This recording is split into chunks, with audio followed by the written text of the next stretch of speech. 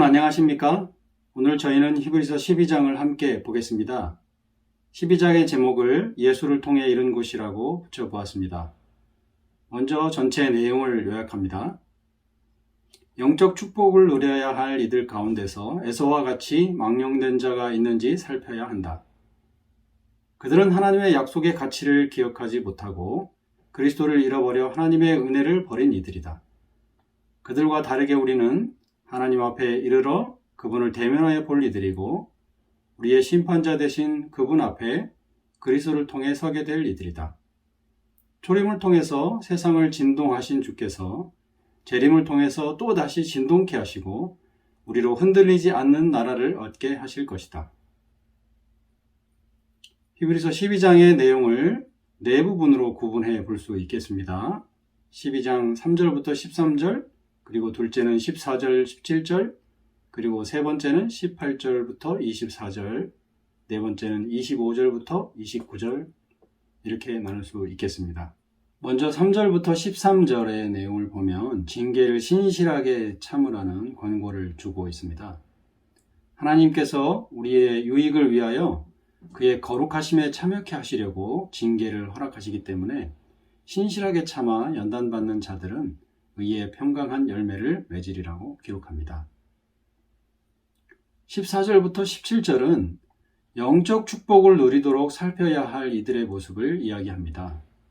11장과 12장 초반부의 기별대로 예수를 바라보는 생애를 살면서 실제적인 면들을 언급하는 것입니다. 믿음을 소유한 이들이 함께 믿음을 소유한 자들의 모습을 살피면서 그들의 영적 모습을 보살펴야 하는 몇 가지 면들을 이 구절에서 언급하고 있습니다.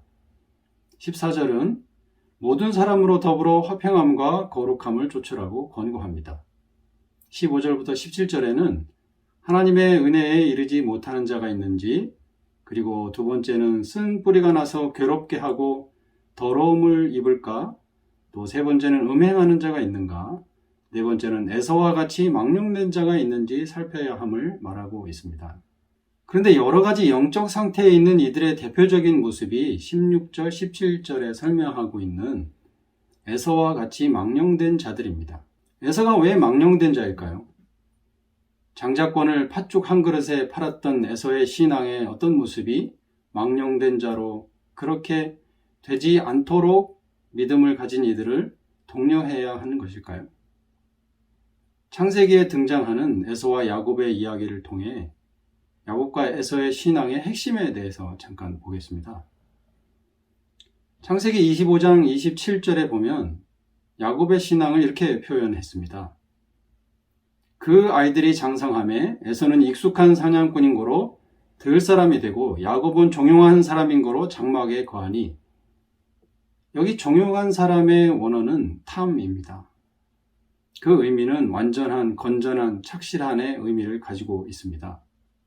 창세기 17장 1절에서 아브라함이 99세 때에 여호와께서 아브라함에게 나타나서 그에게 이르시되 나는 전능한 하나님이라 너는 내 앞에 행하여 완전하라고 하실 때에, 여기 내 앞에 행하여 완전하라의 완전하라 부분의 형용사형이 종용한입니다. 그러므로 야곱의 성격적 온순한 면들을 강조했다기보다는 하나님과의 관계를 이야기했다는 면에서 종용한의 의미를 보아야 할 겁니다. 아브라함도 야곱에게도 완전케 되는 길은 그들에게 약속으로 주어진 예수 그리스도를 믿음으로 받아들이고 그 안에 새로운 신앙의 관계를 세우는 것이었습니다. 이미 우리는 아브라함에게 주어진 약속의 핵심은 예수 그리스도였고, 아브라함은 그분의 때를 보고자 소망하다가 보고 기뻐하였다는 내용을 여러 차례 살펴보았습니다. 아브라함의 신앙의 완전은 오직 그리스도를 바라보고 소망하는 것이었다고 하겠습니다. 이런 완전이 야곱에게도 동일하게 적용됩니다.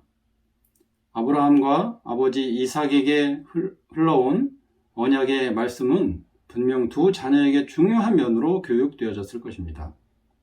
온유하고 경건하고 좋은 인품을 가졌던 야곱은 그 가정의 가장 큰 관심사요, 인류의 희망이었던 우리를 구원하시기 위해서 오시는 그리스도를 바라보는 것을 또 그 내용들을 마음에 또 기억해야 함을 잘 받아들였음을 성경은 완전한 사람이라고 표현한 것입니다. 야곱이 성격상 온전한 사람이라고 표현했다면 장자권을 갈취하는 뒤따르는 이야기를 보면 야곱을 진정한 온전한 사람이라고 표현할 수 없어 내용이 서로 불일치되는 것을 볼 수 있습니다. 재림교회 성경 주석에도 장자권을 갈취하는 야곱의 모습을 하가를 취하는 아브라함의 행위로 말미암는 의의 신앙으로 이야기합니다. 야곱의 제안은 비양심적이고 경멸할 만한 것이었다. 이것은 또한 조급한 정신과 만사를 주관하는 하나님의 섭리에 대한 신뢰의 부족을 드러냈으며 이는 하갈과 결혼했던 아브라함에게서 드러났던 것과 유사한 결함이었다. 야비하고 이기적인 모습인 성격의 부정적인 면을 야곱도 가지고 있었습니다. 물론 야곱의 성격의 긍정적인 측면만을 이야기해서 종용했다고 표현했을 수도 있지만 바로 뒤따르는 장자권 문제의 문맥이 등장하는 것을 보면 그의 성격을 이 독특한 사건과 연관지어 기록했다고 생각할 수 있을 것입니다. 야곱의 온전함에 대해서 화인 여사는 그가 배우고 기다렸던 그리스도에 대한 신앙이 연결되어 있음을 말합니다. 장자의 명분에 대한 갈망이 그리스도에 대한 갈망과 깊이 연계되어 있음을 야곱이 이해했음을 말하고 있습니다. 부조화 선지자 175페이지 그는 은밀한 갈망을 품고 영적 장자의 명분에 관하여 그의 아버지가 말하는 모든 것을 귀담아 들었고 그의 어머니에게서 배운 것도 조심스럽게 간직하였다. 주야로 그 문제가 그의 생각들을 사로잡았고 마침내 그것을 그의 생애를 사로잡는 관심사가 되었다. 야곱은 온전한 자였지만 에서는 성격상 거칠고 변덕스러웠으며 씨의 계보에 관심이 없었습니다. 창세기 25장 32절에서 내가 죽게 되었으니 이 장자의 명분이 내게 무엇이 유익하리요라고 말하면서 장자의 명분을 야곱에게 팥죽 한 그릇에 팔았습니다. 에서의 말의 의미는 어쨌든 나는 조만간 죽을 것이 분명하다. 그렇게 되면 내가 장자권을 가졌느냐 갖지 못하였느냐는 중요치 않다는 것이었습니다. 이것을 재림교회 주석에는 에서에게 오직 가치 있는 것은 식욕에 대한 순간적인 만족이었다. 미래의 영적 축복은 멀고도 비현실적인 것처럼 보였다. 이 점에서 그는 망령된 자, 영적 사물을 분별하지 못하는 자임을 나타냈다. 라고 기록을 합니다. 곧 세상의 구원을 위한 하나님의 원대한 계획과 그리스도의 오심을 기다리는 신앙은 에서에게 큰 삶의 주제가 아니었던 듯합니다. 이런 면을 부조화 선지자 175페이지에서는 그러나 에서는 헌신을 좋아하지 않았고 종교 생활을 애호하지 않았다. 영적 장자의 명분에 동반된 요구들이 그에게는 반갑지 않은 일일 뿐 아니라 오히려 달갑지 않은 구속이었다. 아브라함과 세우신 하나님의 언약의 조건이었던 율법이 에서에게는 속박의 멍에로 생각되었다. 그는 방종에 기울어져 그가 좋아하는 것을 행할 자유 외에는 아무것도 바라지 않았다.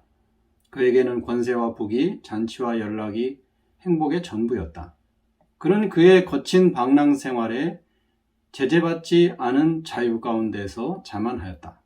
또 같은 페이지에서 이렇게 기록합니다. 이 약속을 에서와 야곱은 잘 알고 있었다. 그들은 장자의 명분을 매우 중대한 일로 생각하도록 가르침을 받았는데 그것은 세속적 재산의 상속뿐 아니라 영적 탁월성도 포함하고 있었기 때문이었다. 그것을 받는 사람은 가정에서 제사장이 되고 그의 후손의 가게에서 세상의 구주가 나실 것이었다. 에서가 장자의 명분에 주의하지 않고 관심이 없었던 것은 그리스도에 대한 관심이 없었던 것이었습니다.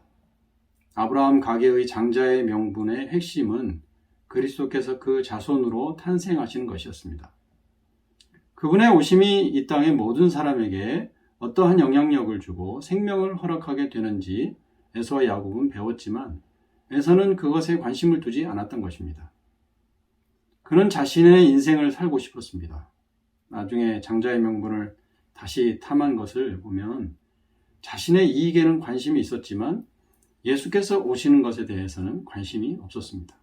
에서는 히브리서 12장 16절에 망령된 자라고 그를 표현한 것은 그가 장자의 명분의 핵심이신 그리스도를 저버렸기 때문이라고 할 수 있겠습니다.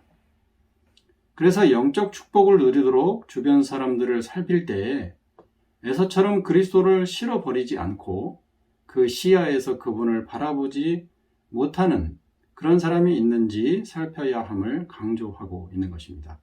12장 18절부터 24절은 우리가 이른 곳 혹은 나아간 곳에 대해서 언급합니다.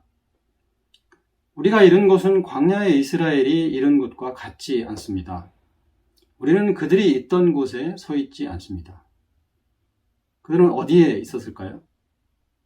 시내산에서 이스라엘이 두려움으로 하나님에게 직접 나아가기를 거절하고 모세에게 우리 사이에서 하나님의 말씀을 당신이 전달자가 되어 전달해 달라고 부탁합니다. 그들은 하나님의 존전에 나아가기를 무서워했습니다. 그분을 만나는 것이 그들에게 두려움이 되었고 그렇게 하고 싶지 않았습니다. 그들이 하나님 앞에 나아가는 것은 모세가 말한 것처럼 두렵고 떨리는 그런 것이었습니다. 그러나 우리는 이제 이스라엘과 같이 두렵고 무서운 마음으로 하나님 앞에 갈 필요가 없게 되었습니다. 그래서 22절부터 우리가 나아간 곳에 대해서 언급을 합니다. 우리가 이른 곳, 그곳은 시온산이고 하늘의 예루살렘이고 만민의 심판자이신 하나님의 앞이고 온전케 된 의인의 영들이 있는 곳이고 새 언약의 중보이신 예수, 또 더 낮게 뿌린 피에 이르렀다고 하겠습니다. 이러한 내용을 전체적으로 다시 종합을 해보면 우리는 새 언약의 중보이시고 더 나은 제물이신 예수에게 이르게 되어 하늘 도성에 나아가게 되었다는 것입니다. 시온산, 하늘 예루살렘, 곧 만민의 심판자이신 하나님에게 우리는 나아가서 그분을 대면하여 볼 수 있고 그분의 품에 나아갈 수 있는 자리에 이르게 되었습니다.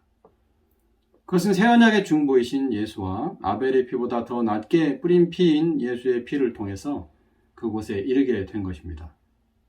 아벨은 어린 양의 피를 통해서 그리스도를 보았지만 직접 자신의 피로 우리의 죄를 사하신 예수님의 피로 정결케 함을 입은 우리는 이제 직접 하나님 앞에 설 수 있는 자리, 바로 그 자리를 얻게 된 그러한 모습을 우리가 가지고 있다고 할 수 있겠습니다.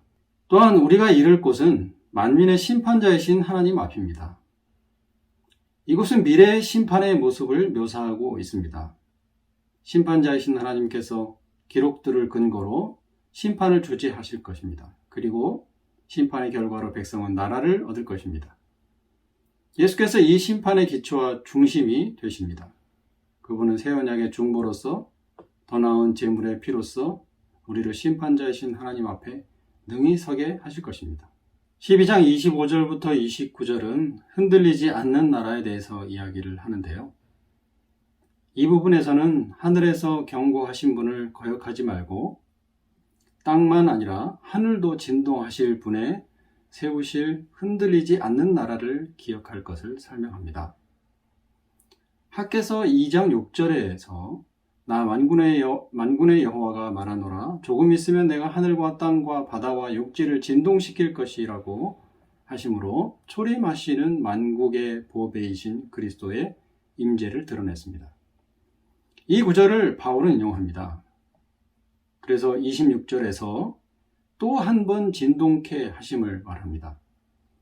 또 한 번 진동케 하심으로 이곳에서 흔들리지 않는 나라를 세우기 위하여 변하여 없어질 것들을 멸하시기 위하여 재림하시는 그리스도를 드러냅니다. 그러므로 우리가 이른 곳은 흔들리지 않는 나라입니다.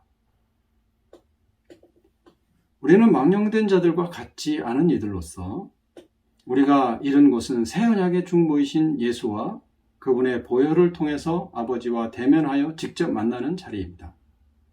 그곳은 그분의 심판자로서 서 계신 그런 곳이지만 예수를 통해서 우리는 그 자리에서 능히 설 수 있는 그런 사람이 되었습니다.